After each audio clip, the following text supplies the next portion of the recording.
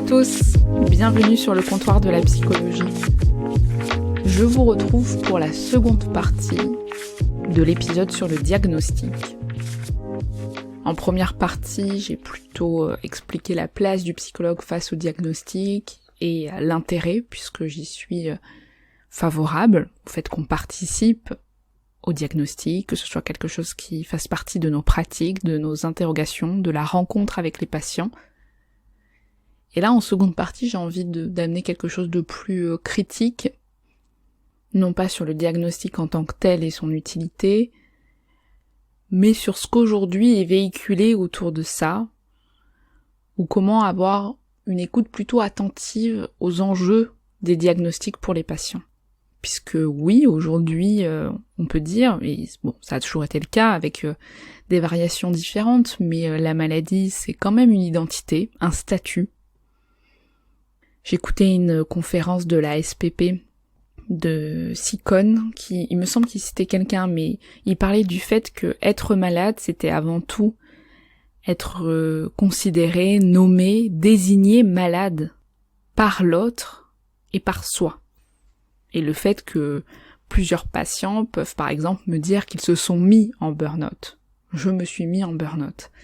Vous allez me dire que c'est plutôt une maladresse du langage, mais en même temps je les trouve pas si loin de la vérité.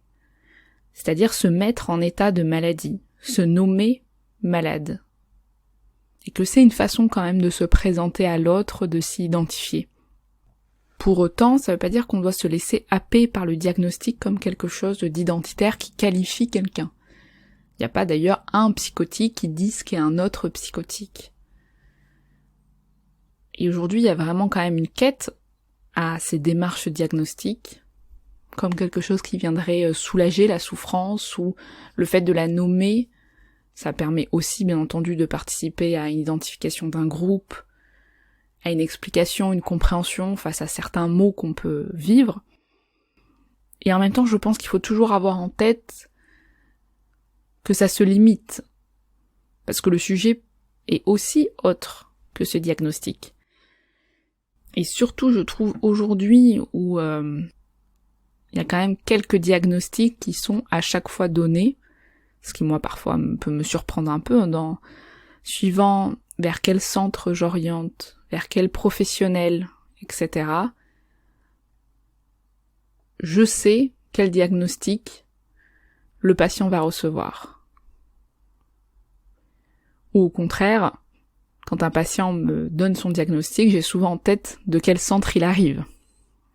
Et c'est pour ça qu'aujourd'hui, je trouve que les diagnostics ne nous donnent pas nécessairement une information sur la souffrance des patients, mais nous informent sur comment les professionnels sont formés.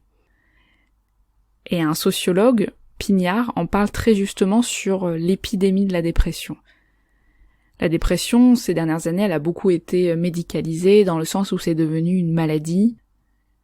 Et beaucoup de gens, d'ailleurs, en dépression, ont en tête ces mots de « c'est une maladie, vous n'y êtes pour rien ».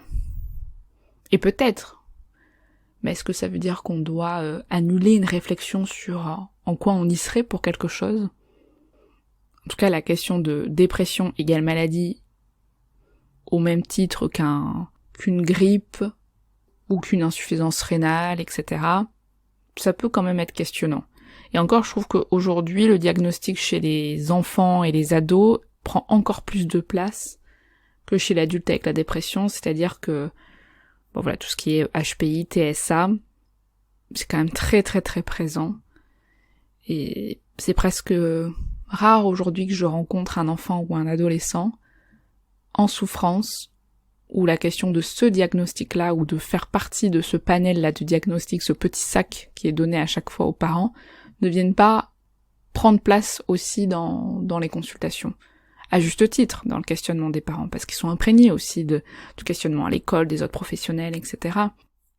Mais je trouve que ça m'apprend quand même pas grand-chose sur ce qui se passe pour l'enfant ou l'adolescent en face de moi, mais ça m'apprend beaucoup sur les choix des autorités de santé, de l'OMS, des formations des professionnels, etc. Et je vais peut-être être un peu excessive, mais lorsqu'un patient me parle même du diagnostic qu'il a reçu dans sa vie, en fonction de ce diagnostic, Je peux même presque savoir en quelle année il l'a eu. Parce qu'en effet, un adulte qui a été diagnostiqué, je sais pas, hystérique ou bipolaire, il y a 10 ans, aujourd'hui, ça aurait peut-être TSA. Donc il y a vraiment quand même chaque époque qui fait des choix en termes d'orientation diagnostique.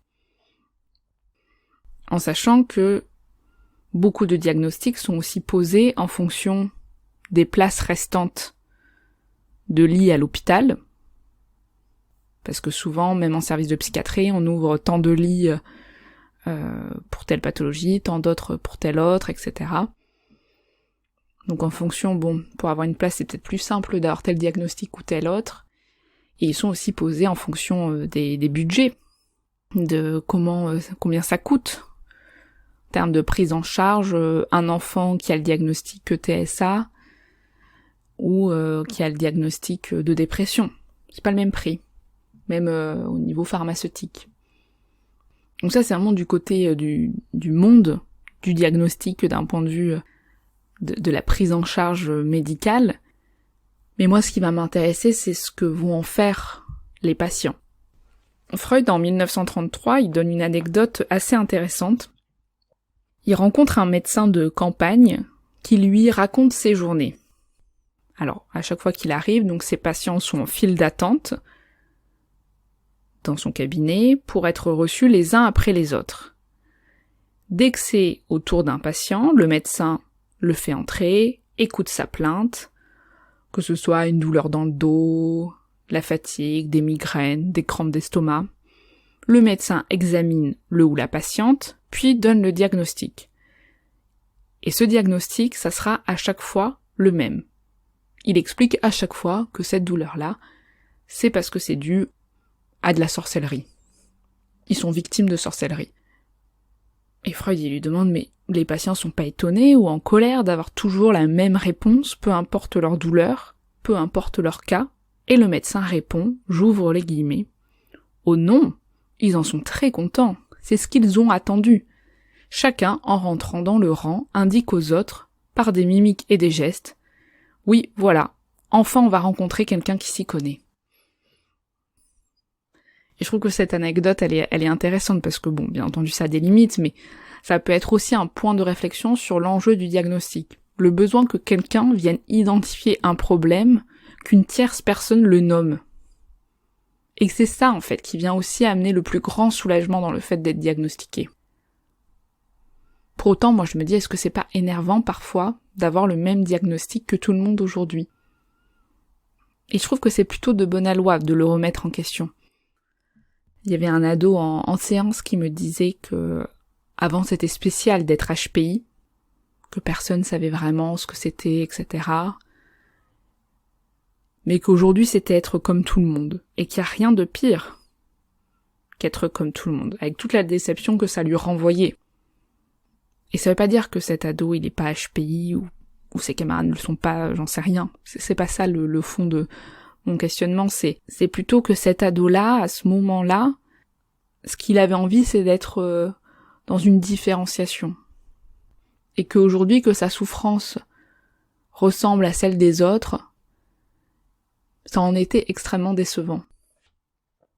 Et les ados, d'ailleurs, sont souvent assez critiques de ces diagnostics, et je trouve que c'est intéressant. Parfois, bien entendu, ça en devient compliqué, parce que parfois, il y a quand même besoin d'une prise en charge médicamenteuse, etc., auxquels ils doivent adhérer. Et en même temps, je trouve que la réflexion qu'ils peuvent avoir sur comment on les nomme, elle est pertinente.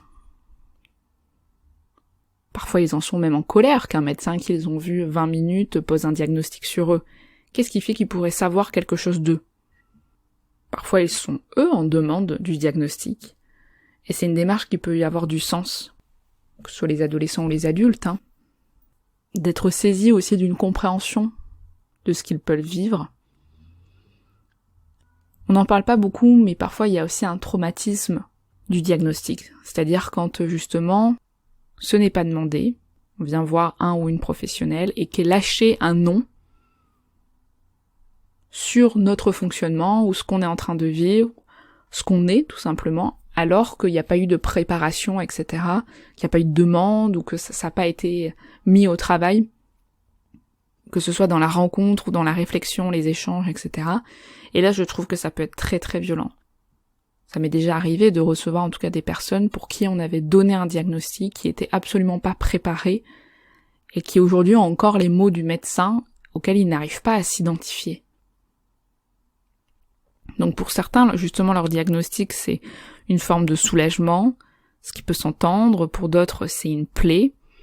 Certains, c'est une identification absolue, comme une nouvelle carte d'identité.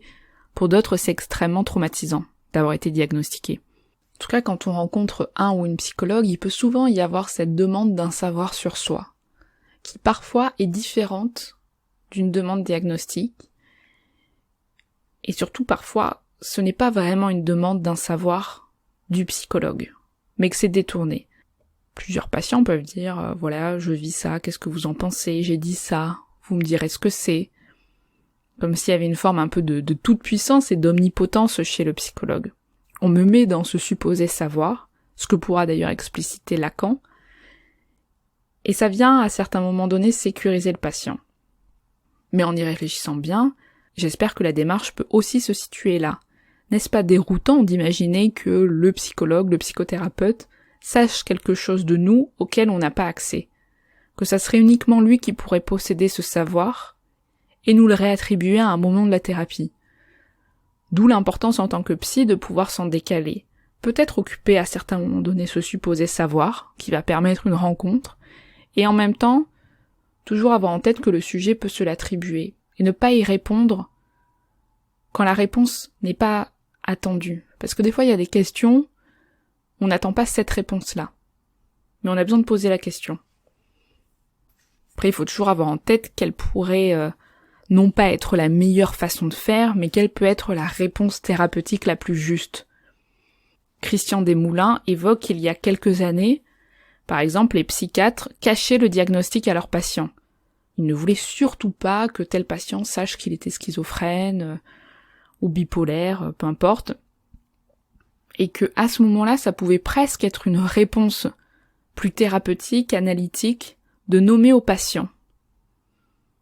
Que ça pouvait prendre sens. Mais aujourd'hui, la plupart des patients se retrouvent avec un diagnostic qui ne parle pas d'eux. On m'a dit que j'avais un trouble dissociatif, mais je ne comprends pas ce que c'est, ou ce que ça veut dire de moi. Parce que c'est extrêmement décevant, des fois ça veut pas forcément dire quelque chose de soi. Et que c'était pas ce savoir-là qu'on attendait, en réalité. Et même moi, je trouve que, à certains moments donnés, c'est violent, comme je vous disais, la question de l'intrusion du diagnostic quand celui-ci n'est pas demandé. Je lis parfois des comptes rendus, que ce soit de bilan psy, neuropsy, psychiatrique, etc., où est inscrit un diagnostic qui n'a jamais été parlé à l'oral ou travaillé avec le patient, sa famille. Et moi, ça me paraît absolument dingue, en sachant que selon moi, petite parenthèse, mais pour les professionnels qui écrivent des comptes rendus, il faut toujours avoir en tête que ce compte rendu pourrait être mentionné à l'oral du patient. On n'écrit pas quelque chose sur quelqu'un qui ne pourrait pas lui être donné, lui être verbalisé. Parce que lire quelque chose de soi ou entendre quelque chose de soi auquel on n'a pas pu participer ou être informé, etc., ça peut être quand même très violent. Et c'est pour ça que des fois c'est compte rendu, alors c'est vrai quand on est du côté des professionnels, on manie certains mots, etc., certains résultats, en n'ayant pas forcément en tête toujours que ça va être réattribué au patient, mais certaines familles reçoivent le compte-rendu par mail, par écrit, de façon très abrupte, et c'est très violent. Parce qu'un trouble dissociatif, par exemple, si c'est pas accompagné de mots de compréhension, on peut être très dissocié face à ça. Donc le diagnostic, c'est quand même cette idée d'être nommé.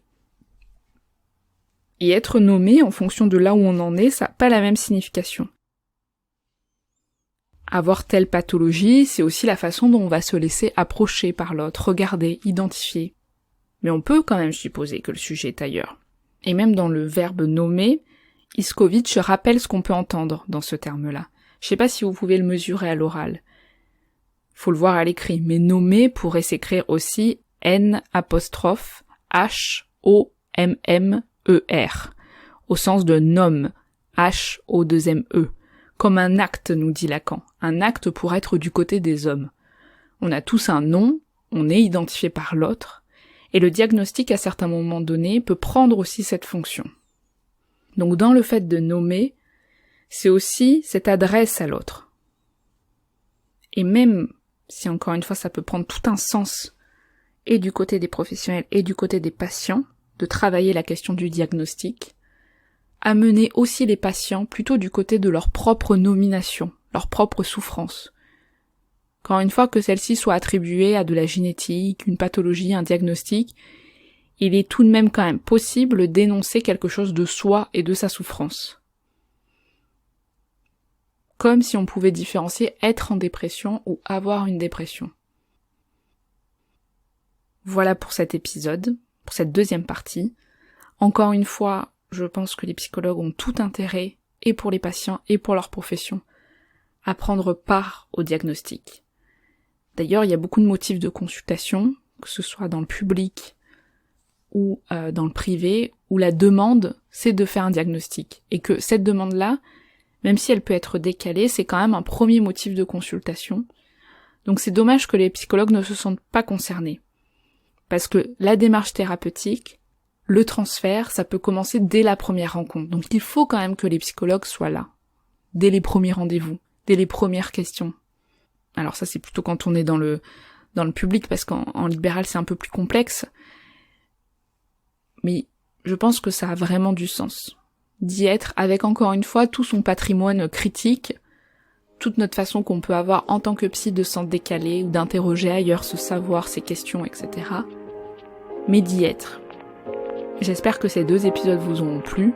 Je vous souhaite une bonne journée, une bonne soirée et je vous dis à très bientôt. Salut!